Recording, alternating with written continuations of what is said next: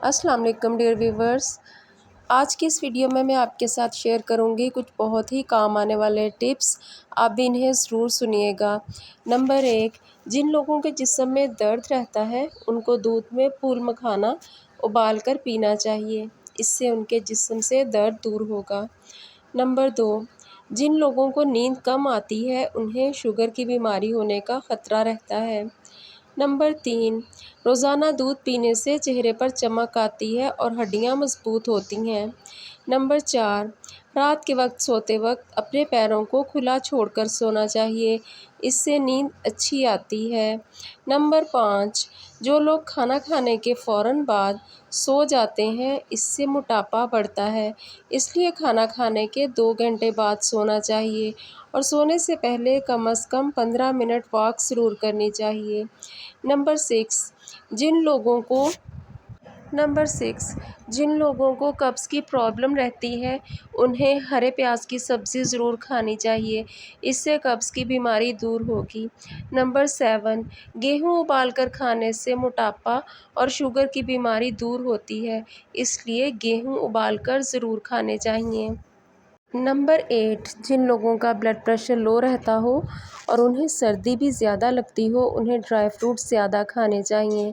Number 9، باسی کھانا نہیں کھانا چاہیے، یہ بہت ساری بیماریوں کا باعث بنتا ہے۔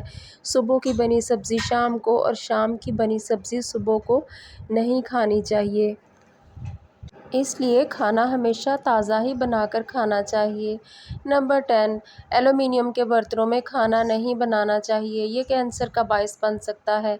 جتنا ہو سکے کھانا مٹی، تانبے یا لوہے کے برتن میں ہی بنا کر کھانا چاہیے۔ نمبر 11، کچے دودھ میں تھوڑی سی گلیسرین اور ایلو ویرا جیل ملا کر چہرے پر لگانے سے چہرے کی رنگت نکھر جاتی ہے، داغ دھبے دور ہوتے ہیں۔